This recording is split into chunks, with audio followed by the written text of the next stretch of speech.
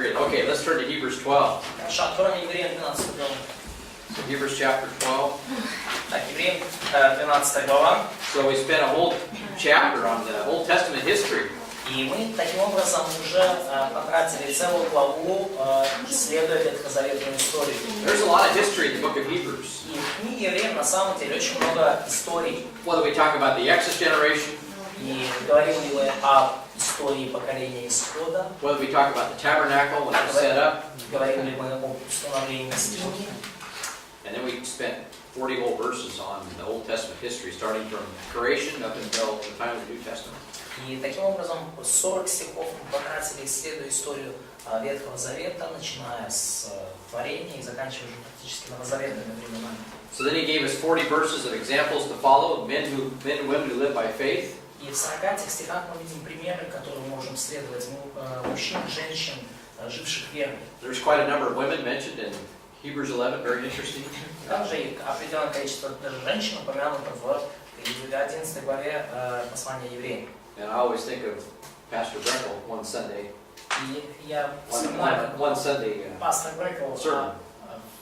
в своей воскресной проповеди однажды. He said that Rahab the harlot, Rahab the prostitute, was justified by works when she lied. Сказал в проповеди, ну смотрите, друзья, блудница Раав оправдалась своими делами, когда она солгала. That was his message. Это было его послание. It was a good one. It was very good. Хорошая проповедь. Yeah. So now we come to Hebrews 12.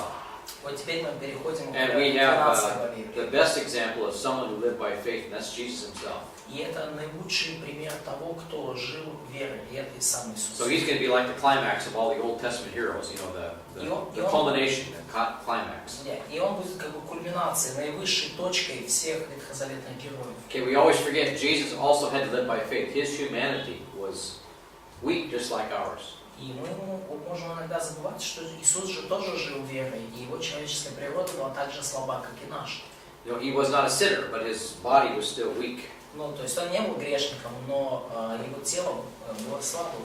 And it was difficult for him to live the spiritual life. И для него так же, как и для нас, было трудно жить духовной жизнью. So let's read Hebrews chapter 12. Let's read verses 1 through 3. И давайте сейчас прочитаем Евреям 12 главу с 1 по 3 стих. And Oksana, why don't you please read for us, пожалуйста. Оксана, прочитай для нас, пожалуйста. Тож і ми, мавши навколо себе велику таку хмару свідків, скиньмо всякий тягар та гріх, що плутає нас, та біжім з терпеливістю до боротьби, яка перед нами, дивлячись на Ісуса та начальника і виконавця віри, що замість радості, яка була перед ним, потерпів Христа, не звертавши уваги на сором і сів у правиці престолу Божого. Тож подумайте про того, хто перетерпів такий перекір проти себе від грішних, щоб ви не знемоглись і не впали на душах своїх.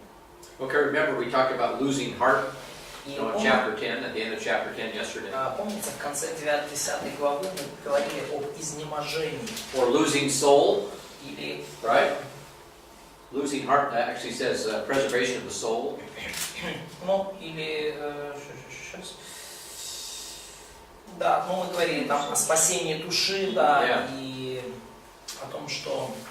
Here's sort of the opposite of that, you know, that we will not lose heart, Да, or lose soul. И таким образом мы здесь видим противоположность этому. Вот что нам нужно делать, чтобы не изнемочь, не ослабеть души. See, how do we not lose soul? How do we not lose heart? We look at the example of Jesus. Как нам не ослабеть душой, как нам не изнемочь? Нам нужно смотреть на пример Иисуса. One pastor used to talk about occupation with Christ. You know, very important thing to do. Be occupied with Him. Be thinking about Him. Один пастор говорит мне когда-то о том, что значит быть полностью, когда твои мысли полностью погружены в Христа. Что значит быть погруженным в Христа, когда полностью ты занят им. He talked about the celebrityship of Christ. He's a true celebrity. Jesus is. Да, и он говорил о том, что Иисус является самой настоящей знаменитостью. Да? То есть Иисус как суперзвезда, да? Иисус настоящая знаменитость. He's not a Hollywood type. He's the real thing. И он не такая знаменитость, как все эти ребята в Голливуде, там, Он настоящий. And you have access to Him, the most important person in the universe. He's your Lord and Savior. И у вас есть доступ к Нему, у вас есть доступ к наиболее значительной личности во Вселенной, и это ваш Господь, это ваш Спаситель. Hebrews 2, He's not ashamed to call you brothers. И в Евреям 2 главе мы читаем, что Он не стыдится называть нас братьями. There's no bureaucracy that exists between you and Him.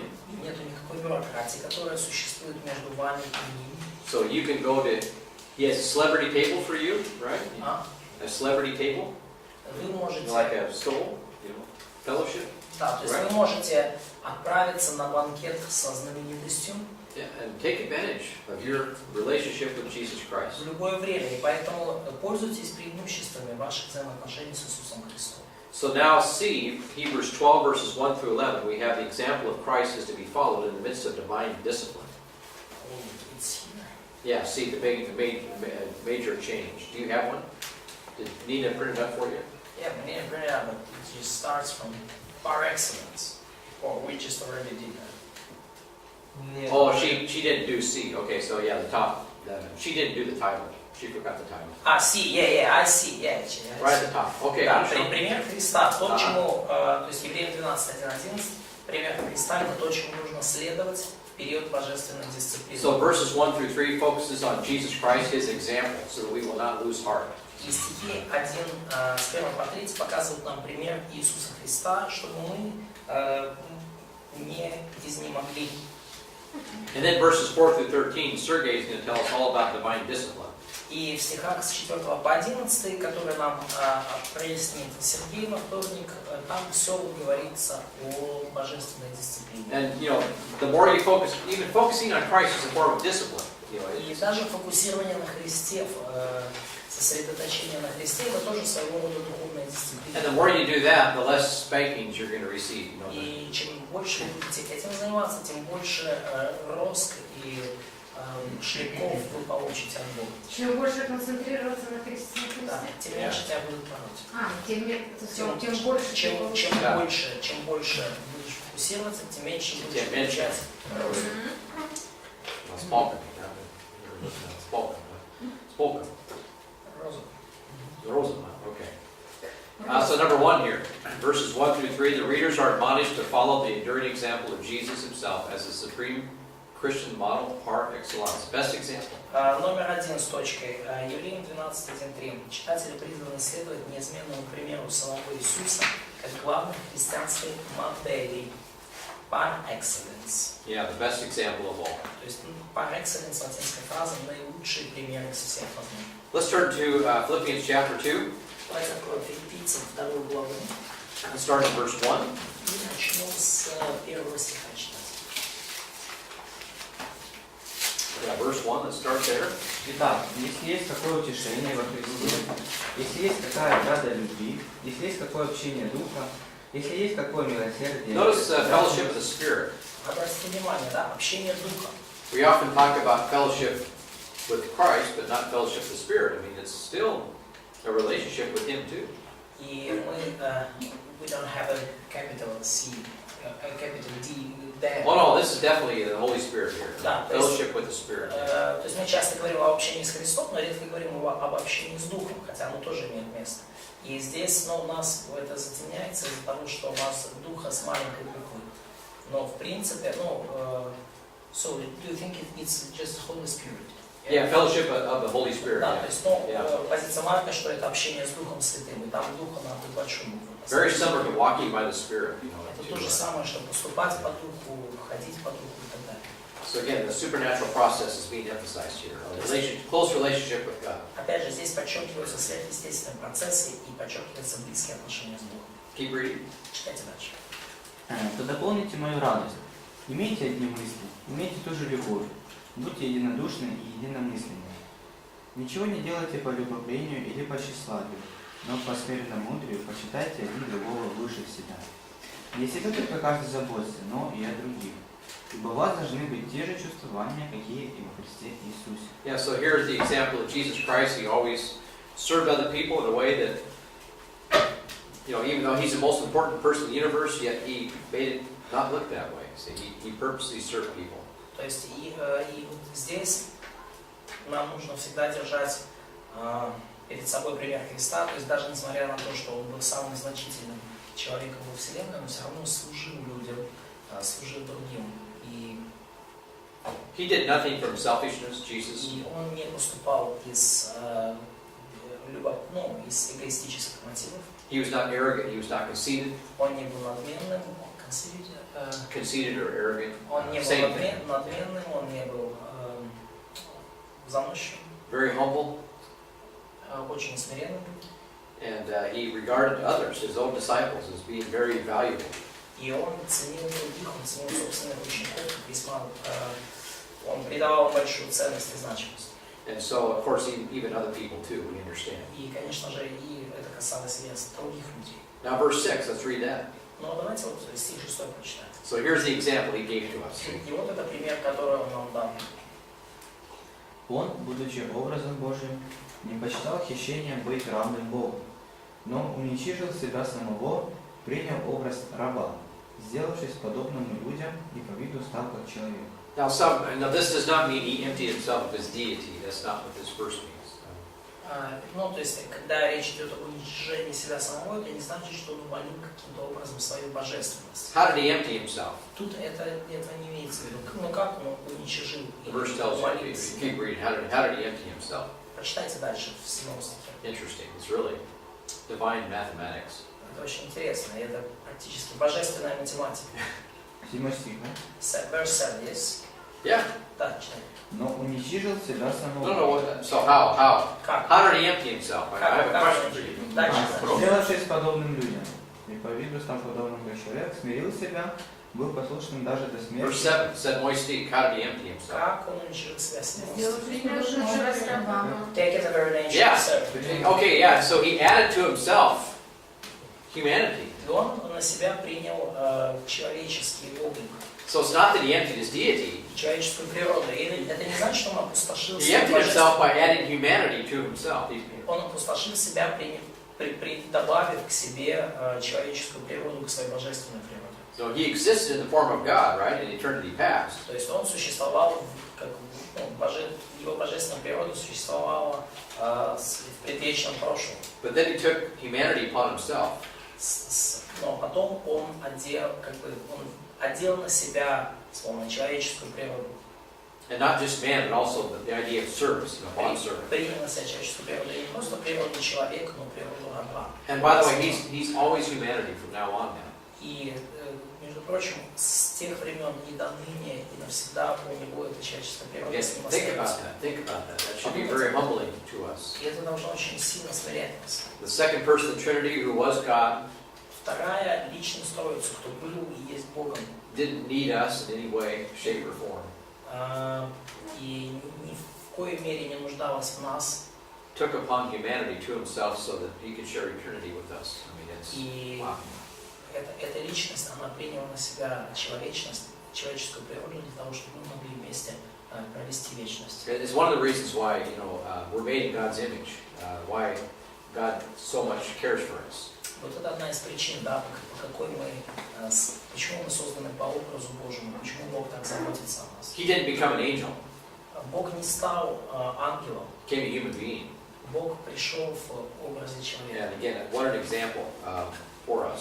И, конечно же, это чудесный пример для нас всех. Keep reading. Okay, Josh. Show us that. Смирил себя, был послушным даже до смерти и смерти крестной. Поэтому и Бог превознес его и дал ему имя выше всякого имени, чтобы пред именем Иисуса преклонилось всякое колено небесных, земных и преисподних, и всякий язык исповедовал, что Господь Иисус Христос во славу Бога Отца. Okay, so and because of his humility, because he did this, И по причине своей человечности, по причине того, что он все это сделал, because he took humanity upon himself, и по той причине, что он принял на себя человеческую because he became a slave to everybody, потому что он пришел как слуга для каждого. the Lord exalted him, Господь God. превознес его.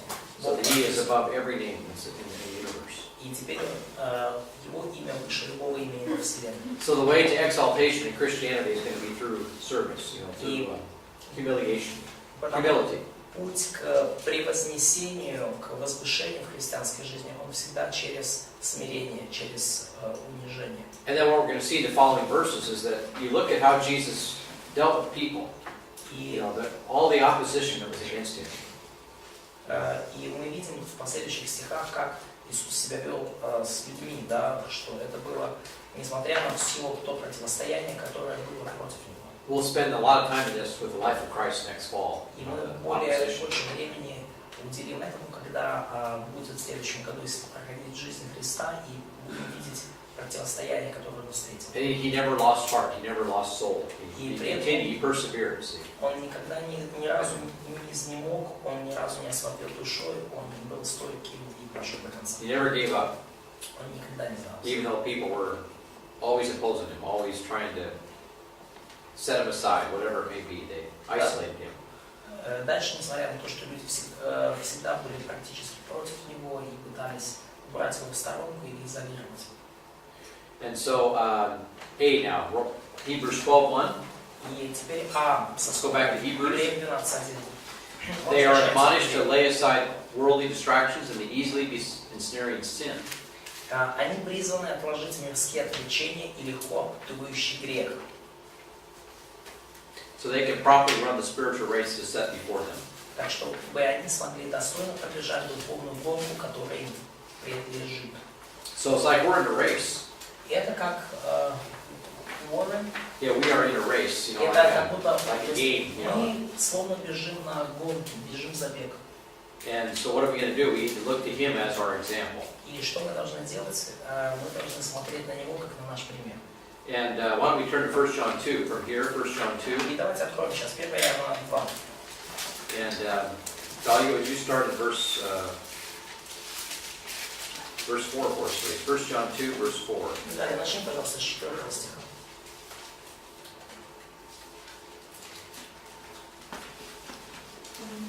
Хто говорить, пізнав я його, але не додержує його заповіді, той неправдомовець і нема в нім правди. А хто додержує його слово, у тому Божа любов справді вдосконалилась. І з того ми пізнаємо, що в нім перебуваємо. А хто каже, що в нім перебуває, я повинен поводитись так, як поводився він. Okay, so we're talking about fellowship here.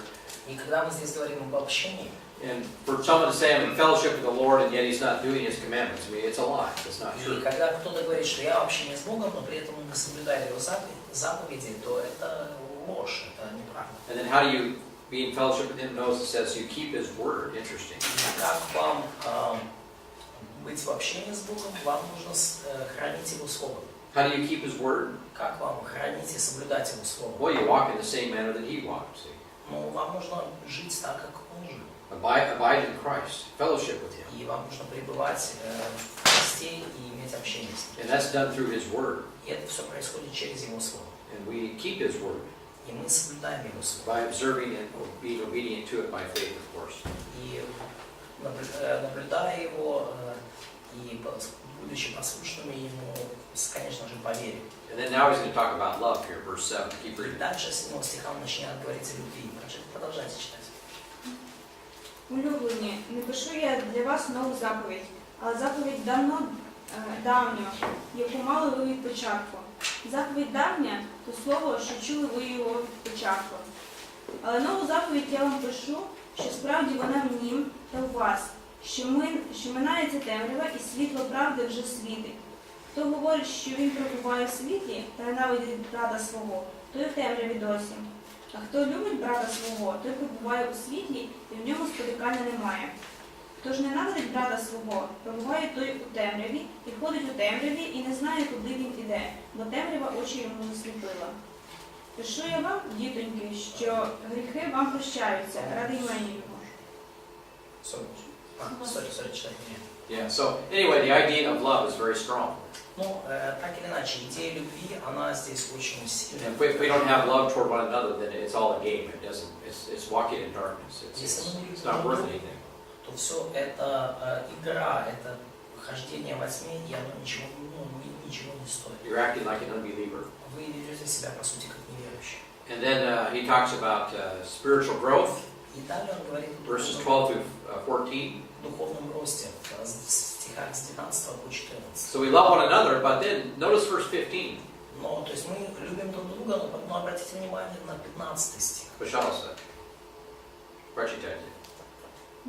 Не любіть світу, ані того, що в світі. Коли любить хто світ, утім немає любові отцівської. Бо все, що в світі, пожадливість тілесна і пожадливість очам, і пиха життєва, це не від Отця, а від світу.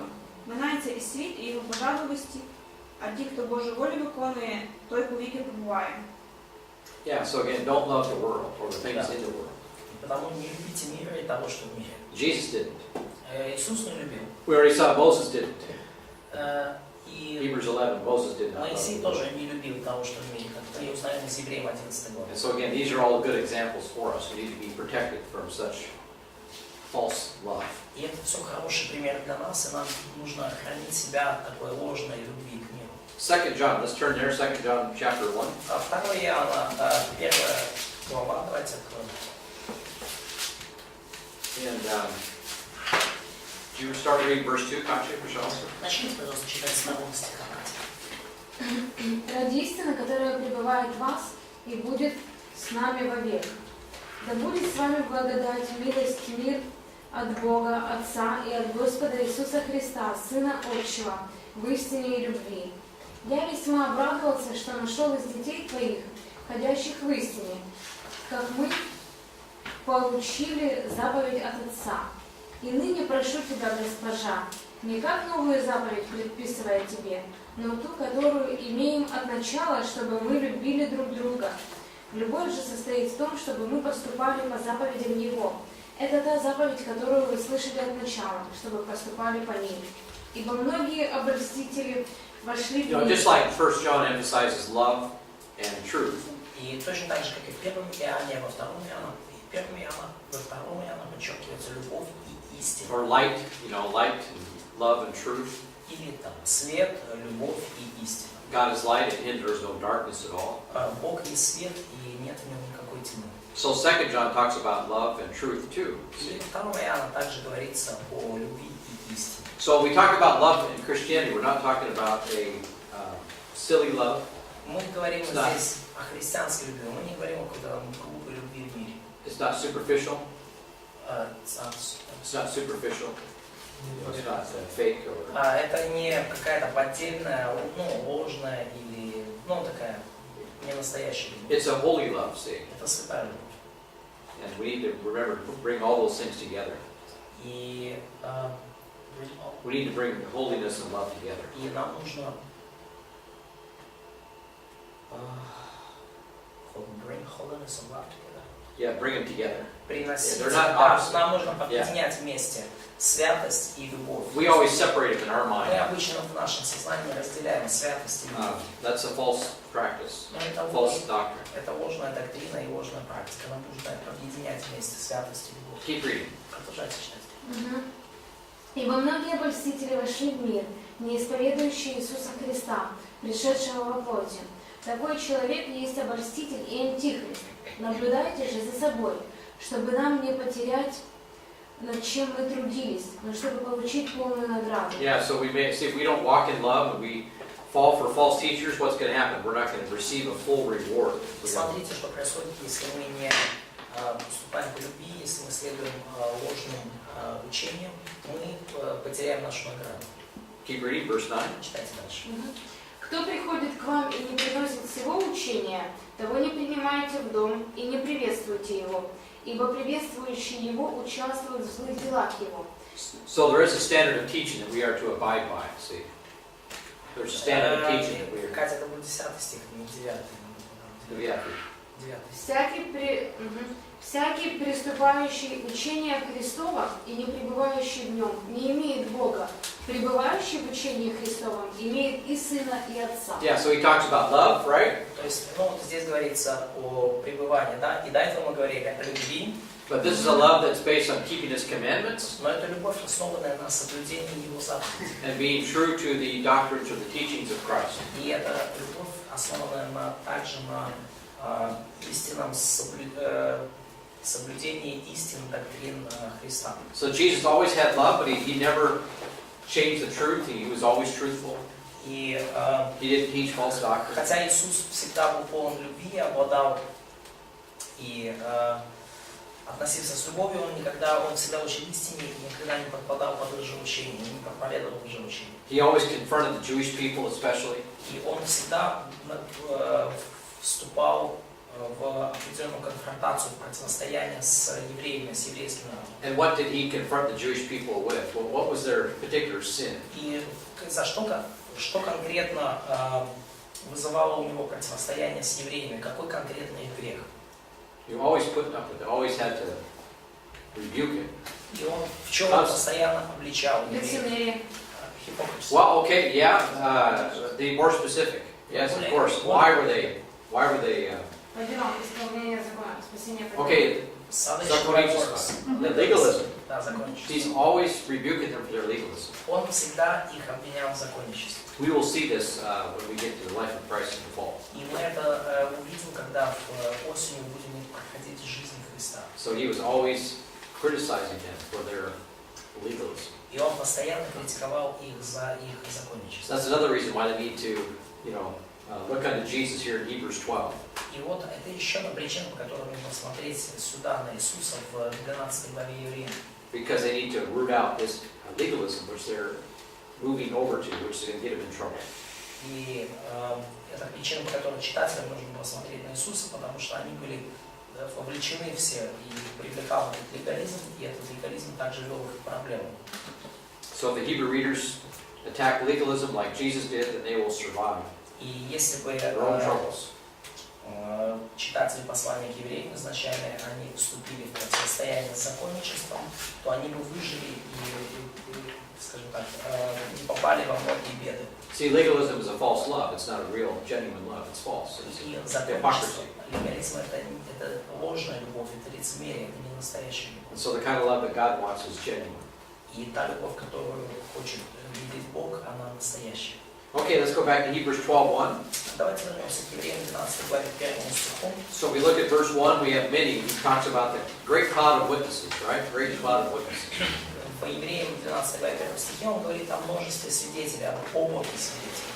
So the Hebrew readers, number 1, verse 1. И 12 стих, 12 глава 1 стих, 1 со скобкой. The Hebrew readers have many great Old Testament examples to follow as a veritable cloud of witnesses.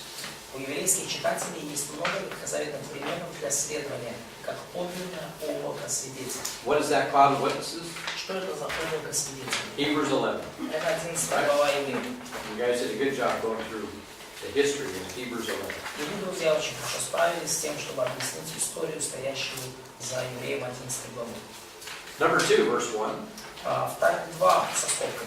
Now he mentions worldly encumbrances and entangling sins. В первой стихе он упоминает мирское бремя и запинающие грехи. They're both heavy to carry and can easily complicate and compromise your spiritual life. Которые являются тяжелыми и легко могут усложнить или подвергнуть опасности зла духовную жизнь человека. I had plans to go to Sinkovki in Barashevka tonight, so I came fully loaded here. У меня есть планы вот сегодня поехать, сегодня вечером поехать в Синьковку, в Барашевку, поэтому у меня полные чемоданы вещей с собой. And even then it's not enough, И даже этого недостаточно. Anyway, we get tangled down, it slows you down, we get tired, things happen Но like that. случается с нами такое, да, что мы обременены чем-то, и это нас замедляет, то есть мы устаем. And these things, they complicate our lives, they compromise our spiritual life. И вот эти вещи, мужское время, запинающие грехи, они усложняют нашу жизнь и, как у вас написано, подвергают опасности зла, подвергают опасности компромисса нашу духовную жизнь. And legalism, by the way, is very worldly. It's a worldly attitude. И законничество, между прочим, это очень мирское отношение, это очень мирское. Legalism basically is the worship of the works of your own hands. That's really what legalism is. It's a form of idolatry. Законничество, это, по сути, форма идолопоклонства, это поклонение делу ваших собственных. And we need to cleanse our mind from such ideas. И нам нужно очистить наш разум от подобных идей. And humbly accept the grace and the cross of Christ. И смиренно принять благодать и крест Христов. Let's turn to Romans 12. Давайте откроем Римлянам 12 главу. Parallel passage. Параллельный отрывок.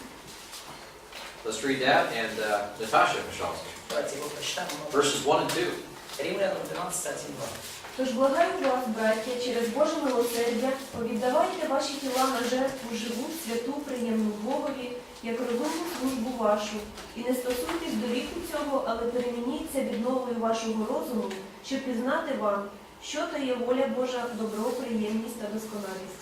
Yeah, Romans 12 and then Hebrews 12. I mean, these are verses 1 and 2. They're great verses, almost identical in many ways. И Римлянам 12, первые два стиха, и Евреям 12, начало главы. Это все очень великолепные, замечательные стихи, практически одинаковые по сути. Let's turn to Colossians 2:8. Colossians 2:8. Давайте откроем Колоссянам 2:8. Colossians 2:8.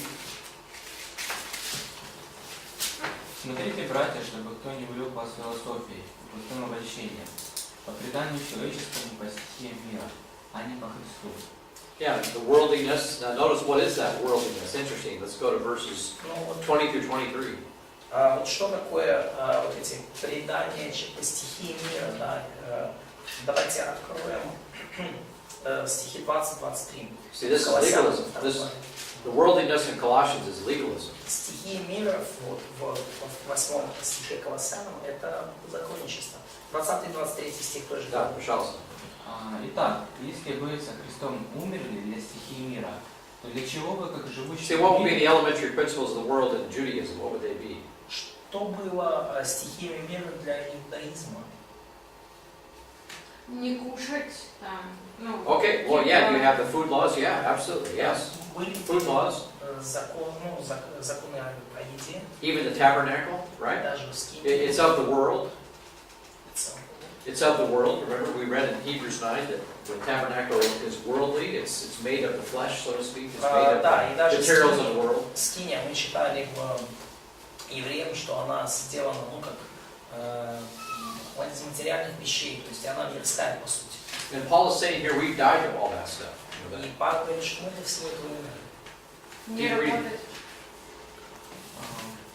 Читайте дальше, читайте. То для чего вы, как живущие в мире, держитесь постановлений? Не прикасайся, не вкушай, не дотрагивайся, что все истлевает от употребления по заповедям и учениям человеческим. Yeah, see, people thought, well, your spiritual life is a matter of don't handle, don't taste, don't touch. That's how they taught the spiritual life. It's legalism. И вот так люди учили духовной жизни. В чем духовная жизнь? Не прикасайся, не вкушай, не дотрагивайся. So somehow your spiritual life is connected to how you handle the material elements of the world, you know, in some strange way. Каким-то странным образом ваша духовная жизнь в устах уже учителей оказывается связана с тем, как вы обращаетесь с материальными предметами этого мира. It's full of restrictions.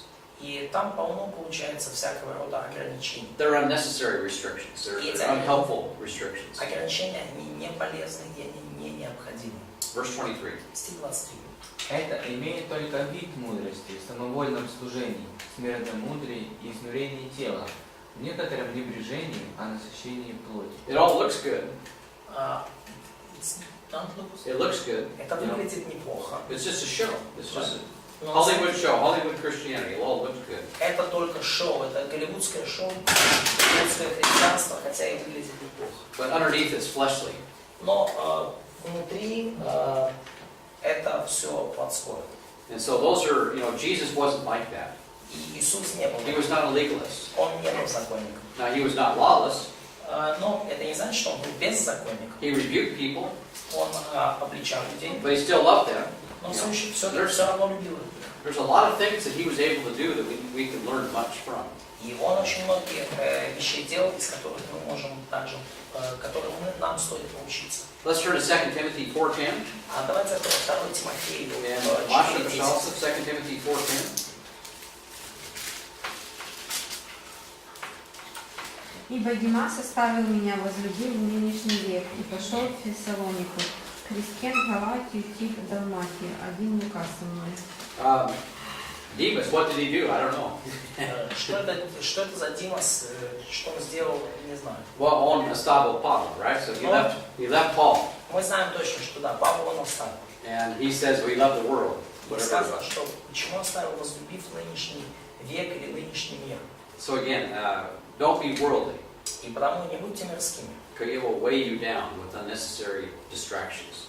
Потому что мир вас будет отвлекать, и он будет сбивать вас с пути всякими ненужными отвлечениями. It complicates your life unnecessarily and compromises your life.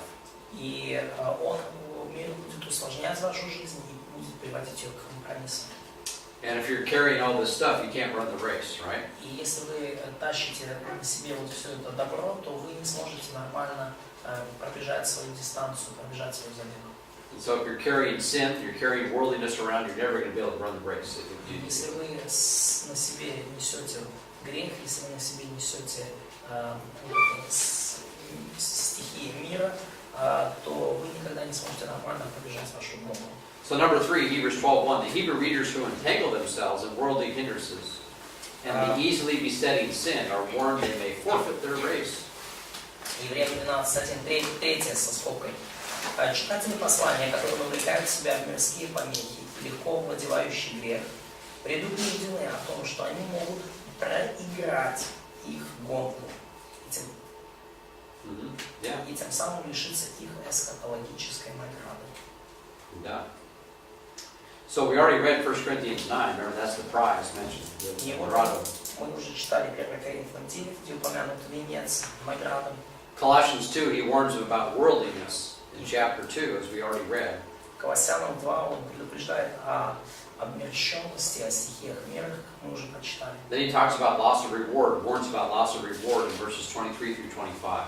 И потом в стихах, в 3 главе, в стихах 23-25, он предупреждает их о опасности потери награды. So if you got a legalism for your life, you're going to lose your reward.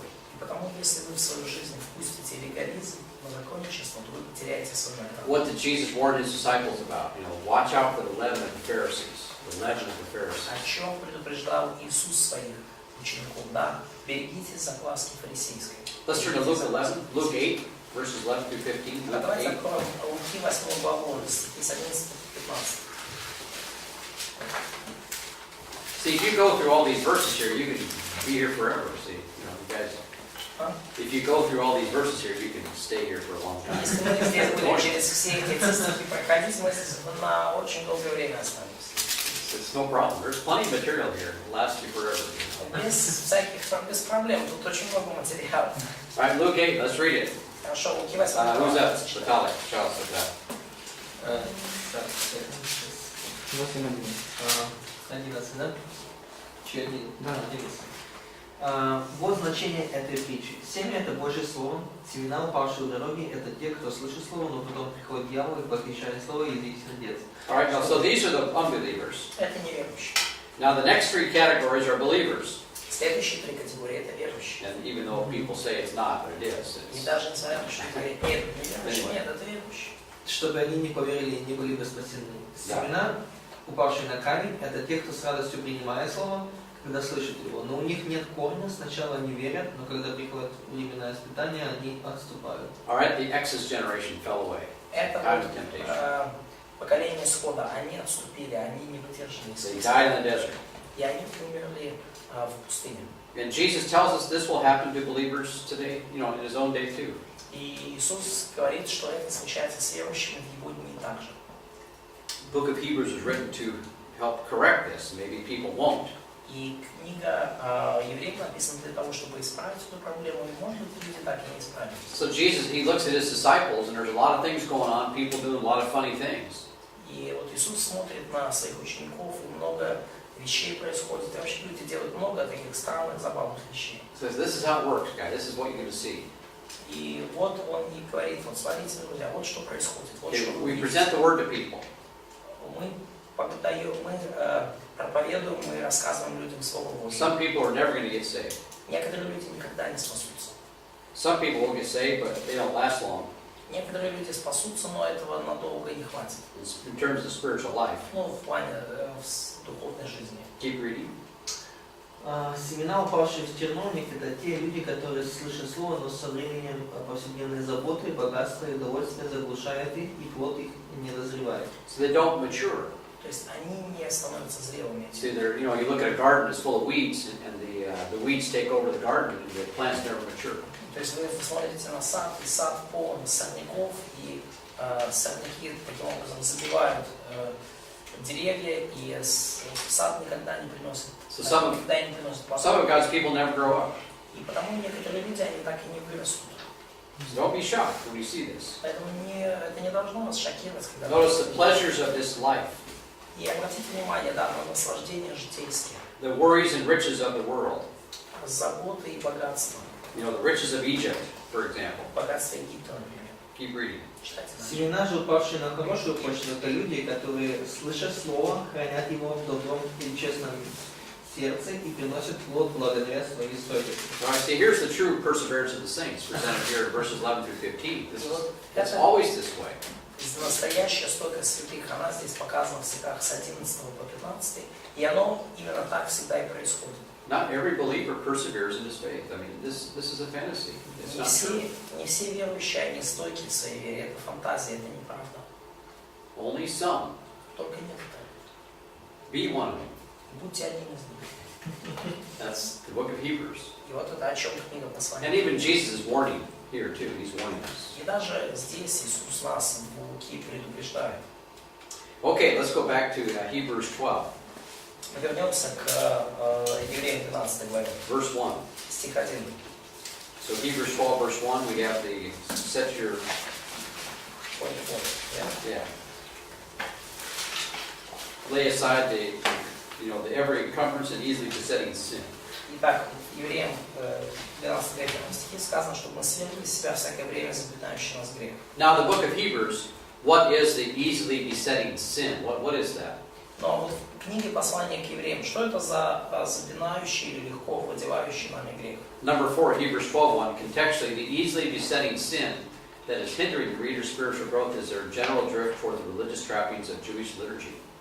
В контексте евреям тот самый легко овладевающий грех, это 4 со скобкой, который препятствует духовному росту читателей, это их общее отклонение в сторону религиозных ловушек иудейской литургии, которая более делает акцент на физических чувствах. Yeah, so they're emphasizing physical senses rather than very visible realities. Делает более акцент на физических чувствах, они используют невидимую реальность небесной скинии. And so if you emphasize, the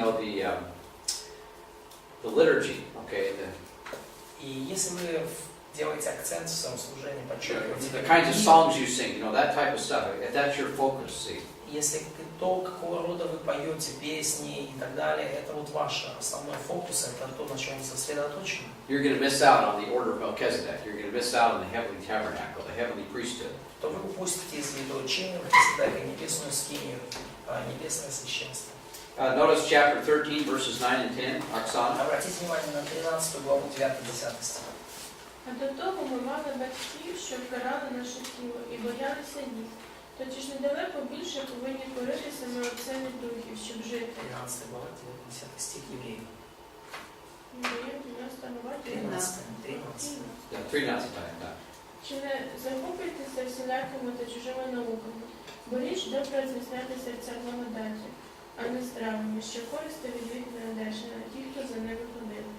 Маємо жертівника, що від нього годуватися право не мають ті, хто спільно It's a служить. spiritual altar in heaven, see. И это духовно жертвенник в скинии. And the kind of foods you eat, whatever, that's not going to have any impact on how you live spiritually, see. И то, какого рода еду физическую вы едите, оно никоим образом не влияет на то, как обстоят ваши дела в духовном плане. Again, so many people have so many worldly ideas about so many things. И так столько людей, у них столько разных мыслей, представлений у разных людей. And so B, let's go back to Hebrews 12:2. Итак, теперь Б со скобкой. Let's read that verse. Переходим ко А, я 2 слышал. 12 главу, 2 стих. Прочитайте, Гарри, 2 стих, 12-2, прочитай, пожалуйста. Дивлячись на Ісуса, на начальника і виконавця віри, що замість радості, яка була перед ним, претерпів Христа, не звертавши уваги на сором, і сів у правиці престолу Божого. Yeah, so rather than be worldly or sinful, verse 2, B, И смотрите, да, вместо того, чтобы быть мирскими и греховными, это Б со скобкой. the Hebrew readers need to fix their eyes upon Jesus instead and spiritually concentrate on his person and his work. Еврейским читателям нужно устремить свой взор на Иисуса, то есть духовно сконцентрироваться на личности и деле Христа. He's God the Son who became a human being. Он Сын Божий, который пришел в человеческом образе. And then he was willing to go to the cross. He served people, willing to go to the cross. Добровольно пошел на крест. Он служил людям. And that should have a big impact on how we live, how we look at people, how we walk, how we И treat это others. должно оказывать серьезное влияние на то, как мы живем, на то, как мы поступаем с людьми, как мы общаемся с ними, на то, как мы служим. So Galatians 6:14, Paul says, "May it never be that I should boast in anything except for the cross of our Lord Jesus Christ." И Галатам 6:14 говорит, сейчас. May it never be that I should boast in Я не anything. желаю хвалиться, разве только Христом Господа нашего Иисуса Христа. So we don't want to brag. See, we don't want to do that. И мы не хотим хвалиться. Like, you can brag in the cross. That's fine. Brag in Jesus. That's great. Но если мы хвалимся Христом, если мы хвалимся Иисусом, то это нормально. So it's probably not normal, but we should. Это отлично. Это даже не просто нормально, это то, что именно великолепно, это то, что нам надо делать. People that brag are actually difficult to be around. They're not fun to be around. Вообще с хвастливыми людьми обычно трудно находиться рядом. And they irritate us, you know, Они сложные, и они нас раздражают. in a way that's not good. И обычно это не очень хорошо. We already read Colossians 2 and 3. И мы уже читали Колоссянам 2 и 3 главу. Let's look at 1 Peter 2. И давайте откроем 1 Петра. 1 Peter 2:21. 1 Петра 2:21. And gotcha, Michelle. Yeah. 1 Петра 2:21. Uh-huh. А как к этому вы призваны? Христос своим из-за... Сейчас, что у меня Да, ничего. Хорошо. перевод непонятно. О. К этому вы были призваны, потому что и Христос пострадал за вас, оставив вам пример, дабы вы последовали по Его See, стопам. that's your calling. See, that's Вот your наше призвание. that's your job. That's your heavenly job. See. Это ваша работа, это ваша небесная работа. And you can bring that heavenly job down to your everyday existence И down вам here. нужно эту вашу небесную работу, ваше небесное поручение перевести в вашу земную повседневную жизнь. So that such an attitude will influence how you work on the job on the earth, how you are a student here, or whatever. Такое отношение должно повлиять на то, как вы трудитесь, например, какие вы студенты здесь, в колледже. And that will be a testimony, see, to others. И это будет свидетельством для других людей. Verse 22. Стих 22. Он не совершил греха, и в устах его не было никакой лжи. Дальше. Дальше. Когда его оскорбляли, он не отвечал оскорблениями, строгая, он не угрожал, но полностью доверял себя тому, кто судит справедливо.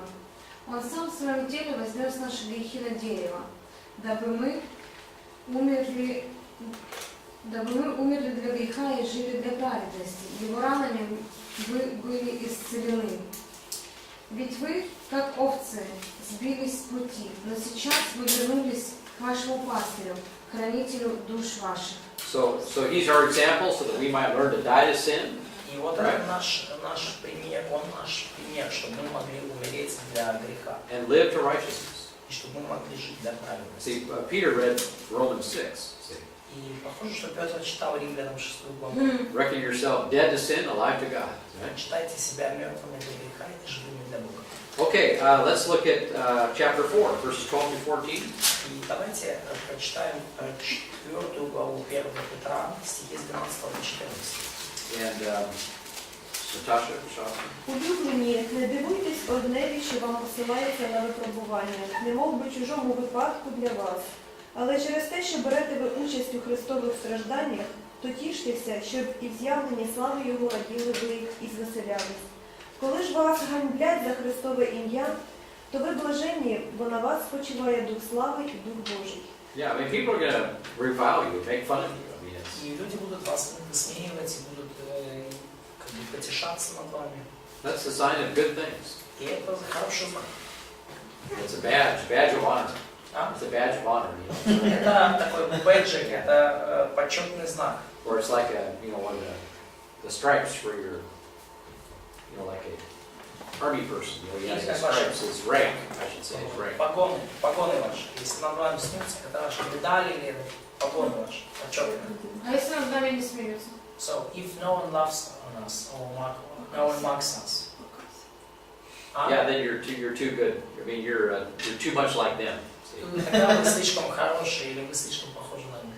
Не, ну говорят, что типа с головой не в порядке, но не смеются, боятся But смеяться. they sometimes they just say, oh yeah, she's crazy. But they don't mock, they don't laugh on me. Maybe they're afraid. Well, that's a little bit of both, yeah. Может быть, того и другого чуть-чуть. Peter also talks about don't be foolish, Но where people make fun of you because you deserve it.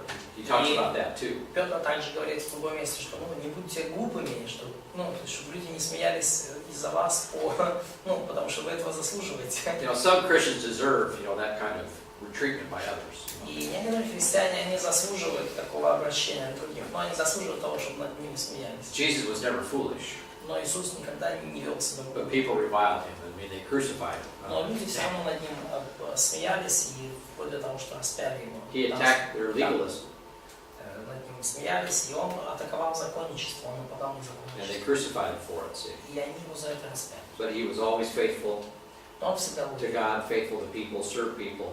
верен Богу, верен людям, служил людям. A very difficult example, Очень трудный пример. but by the Spirit of God, by the Word of God, we can do these things. Но Духом Божьим, и с помощью Духа Божия и Слова Божьего мы можем сделать подобные вещи. So fix our eyes on Jesus. И поэтому устремите свой взор на Иисуса. Number one, Hebrews 12:2, Jesus is the author, founder of their faith. И один со скобкой, Евреям 12:2, Иисус это автор, основатель их веры. Иисус это автор и основатель их веры. In John 8, verses 56 through 58, that's where Jesus says, before Abraham was, I am. Вы помните, да, как сказал Иисус в Иоанна 8:58, прежде нежели был Авраам, я есть. So he precedes Abraham, see. То есть он предшествовал Аврааму. So he's the author and founder of our faith. Потому он автор и основатель нашей веры. And in Colossians 1, Jesus created all things. И в Колоссянам 1:18 мы читаем, что через Иисуса все вещи произошли. He's also our Savior. Он создал все, и также он наш Спаситель. Then number 2, Hebrews 12:2, Jesus is the finisher or perfecter of their faith as well. И также, вот это уже пункт 2 со скобкой, в Евреям 12:2 говорится, что Иисус это оканчиватель и совершитель их веры. And of course we have the warnings in Revelation 1 through 3, how to persevere in our faith. И у нас, конечно же, есть в Откровениях, книга Откровения, 1 с 1 по 3 главу предупреждение о том, как стоять стойко в своей вере. And these are, by the way, exactly, the warnings in Hebrews, or in Revelation 2 and 3 is exactly parallel to the warnings in Hebrews. И, кстати, предупреждения в Откровении 2-3 главе, они очень, являются параллелью для предупреждений в книге послания евреям. Let's turn to Philippians 3, verses 9 through 14. Philippians 3. Филиппийцам 3 главу с 9 по 14 стих. So Philippians 3, verses 9 through 14. Филиппийцам 3, 9 по 14 стих. And Masha, пожалуйста. И найтись в нем не со своей праведностью, которая от закона, но с той, которая через веру во Христа, с праведностью от Бога по вере, чтобы познать Его и силу воскресения Его и участие в страданиях Его, сообразуя смерть Его, чтобы достигнуть воскресения мертвых. Дальше. Говорю так, не потому, чтобы я уже достиг или совершился, но стремлюсь, не достигну ли я, как достиг меня Христос Иисус. Братья, я не почитаю себя достигшим, а только забываю заднее и простираюсь вперед. Стремлюсь к цели, к почести вышнего звания Божия во Христе Иисусе. All right, so you look for that goal of the prize. I mean, there's a reward. You need to look to that reward. Вам нужно смотреть на ваш этот золотой приз, на нашу награду. Вам нужно держать ее перед глазами. See, Jesus survived the opposition to him because of the joy set before him. He knew that reward that God would give him. И Иисус пережил то сопротивление, которое он встретил на земле, потому что он знал о Божьей награде, он видел ее перед собой, радость предстоящую. So he humbly submitted to God's will. И он смиренно подчинил себя Божьей воле. Why? Because he knew that if he kept God's will, that there would be great joy. Потому что он знал, He would be что rewarded. он исполнит Божью волю, то он будет вознагражден, и это будет великая The радость. same attitude needs to be in you toward your future reward, your future retirement. То же самое отношение должно быть и у вас в отношении вашей будущей награды и вашей будущей пенсии. Everybody looks forward to their retirement. И все ждут на So they земле don't have to work своей anymore. земной пенсии. Правда, она уже практически не работает здесь. What about heaven? See, it should be more, much more. Что насчет небес? Там должно быть больше, намного больше. And the difference is God gives you a resurrection body to enjoy it. И разница даже в том, что у вас будет там воскресшее тело, и благодаря которому вы сможете наслаждаться всей небесной пенсией. Retirement on the earth is your body falls apart. You know. Во время пенсии здесь на земле ваше тело разваливается на части. See, that's how the government provides salvation. See, that's a government operation. Вот это вот то, какое спасение обеспечивает вам правительство. That's socialism, heaven. Социализм. They give you your pension when your body's falling apart. Они дают вам, как бы, ну, то есть они дают вам какие-то деньги, когда ваше тело уже практически Why do they разваливается. do that? Почему они это делают? To save money. Чтобы сохранить деньги. But God is not limited by money, see. Но у Бога не ограничено количество денег. So, for example, in America, when they first came out with Social Security, you know, the pension, the government give you Social Security. Да, то есть, ну вот в Америке у них вот сейчас такая практика, что ну, социальное пособие, да, то есть определенное. Back in the 1930s with FDR, he was a socialist. Вы социальные выплаты, которые появились еще в 30-х годах, когда социалисты были у власти. They made the Social Security time 61 years old. You know. То есть они начали выплачивать пенсию в 61 год. Because back in those days, you were lucky to get to 62, 63. I mean. Потому что в те годы, в 30-е годы в Штатах, вы были счастливчики, если дожили там до 61-63 лет. So, you know, we're going to promise people, let's say they looked at the statistics. То есть они как сделали, решили, вот мы сейчас посмотрим на статистику, и давайте пообещаем людям. Politically, hey, let's tell people we're going to give them Social Security. И давайте, да, политики говорят, давайте пообещаем людям, что мы им дадим социальное пособие, социальную защиту. But then behind the scenes, they're looking, okay, what can we pay for this? You know, can we pay for it? Так, ну а где-то там за ширмой они смотрят, ага, сможем ли мы вообще ее выплатить, сможем ли мы платить? 61 years old, you can have a pension. Да, но если вот с 61 года, да, то нормально, тогда у вас может быть пенсия. Because most people are going to be dead within a year or two anyway. Потому что все равно большинство людей, они до наступления 61 So you'll spend your whole life giving money to the government, right? То есть всю свою жизнь вы тратите, отдавая деньги правительству. They'll take money, you know, they'll save the money for you, and then they'll give it to you the last couple of years of your life. So. Они берут деньги, сохраняют их, и последние пару лет вашей жизни они их вам как бы типа отдают. And hopefully you will die within 2 years. See, that's what they're really thinking. И вообще говоря, они надеются на то, что вы умрете там в течение 2 лет. Это то, как они себе. Now they will never tell you that. Они вам этого, конечно, никогда не скажут. But that's what they're doing. Но это вот то, что они делают. Okay, well, what happened? И что случается? Well, people's life began to be really long. I mean, people lived to be 70. Но что сейчас получается? Да? Жизнь людей удлиняется. Люди живут уже и 70, Millions of people now living to be really old. и 90 лет, и Their health is better. многие люди из-за, ну, их здоровье улучшилось, и они живут сейчас до глубокой старости. Здесь специально больше And хотят. so now the debt is just unbelievable. You know, Теперь- because they can't afford it. There's no money for Национальный it. долг, он вырос до катастрофических размеров, они не могут покрыть все эти расходы. Anyway, it's just all, everything's a lie you see on the earth. It's all foolishness. Ну и почти все, поэтому то, что вы видите в этом мире, это глупость и ложь.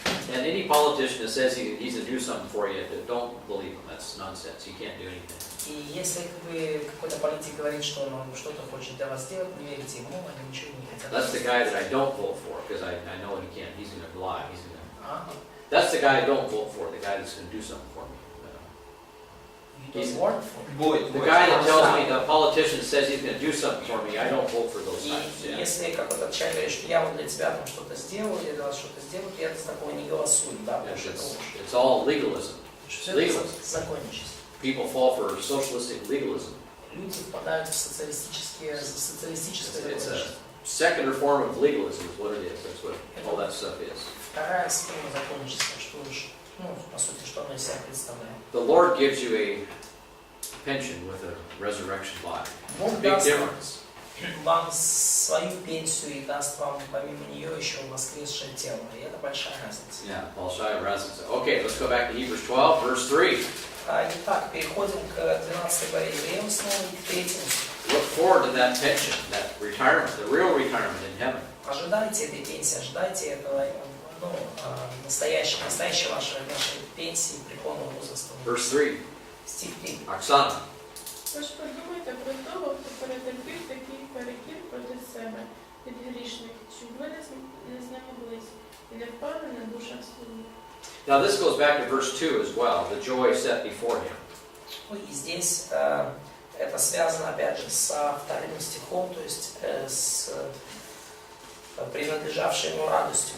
So see verses 2 and 3, the joy of future victory and reward motivated Jesus to despise the shame of the crucifixion. Евреям 12:2-3. Радость будущей победы и награды мотивирует Иисуса презреть стыд распятия. See, how did Jesus survive the cross? Смотрите, как Иисус пережил крест. Because he looked forward to his retirement, that's why.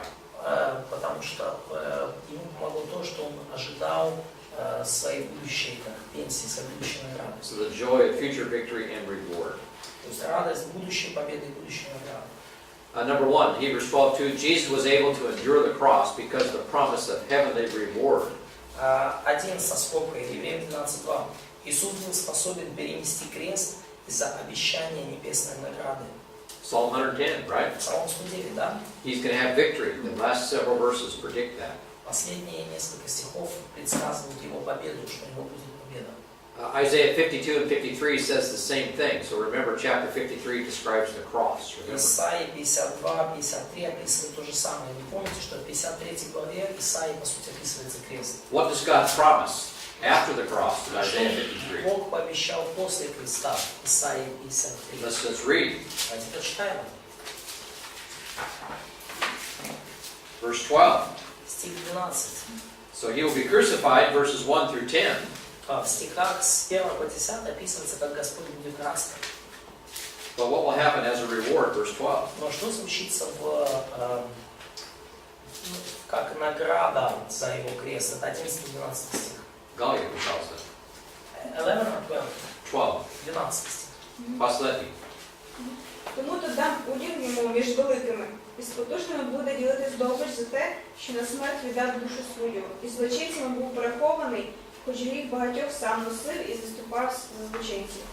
So he will give him great reward in the future, see, God will. И вот Бог даст ему великую награду в будущем. Бог говорит, что Он даст. Number 2, Hebrews 12:2, Jesus is now seated at the right hand of the throne of God. И 2 со скобкой, Евреям 12:2. Иисус сейчас посажен по правую руку престола Божия. That's the most prestigious position in the entire universe. И это самое престижное положение во всей Вселенной. We've already spent much time describing the right hand of God. И мы уже много времени уделили тому, чтобы описать престол Божий и что значит быть по правую руку Бога. And then number 3, Hebrews 12:3, Jesus endured great hostility from sinners against himself. И 3 со скобкой, Евреям 12:3. Иисус перенес великое поругание от грешников. See, he was assured that God would give him ultimate victory. Потому что Бог дал ему уверенность, Бог Отец дал ему уверенность в конечной победе и небесной награде. We will spend a lot of time looking at that in the fall, the life of Christ. И мы много времени уделим тому, чтобы вот это рассмотреть осенью, когда у нас будет жизнь Христа. And so number 4, if the Hebrew readers do not focus upon the supreme example of Jesus Christ, they will grow weary and they will lose heart. И 4 со скобкой. Если читатели послания не будут фокусироваться на высочайшем примере Иисуса Христа, они изнемогут и ослабеют души. So you need to look at Jesus, how he lived, his example, Вам нужно смотреть на Иисуса, на его пример, на то, как он жил. if you want to obtain that reward. Если вы хотите получить такую награду. Or what Paul calls the upward call. What Paul calls it the upward call. The upward call. Да, или да, то, что Павел называл высшим званием, высшее звание в Христе Иисусе.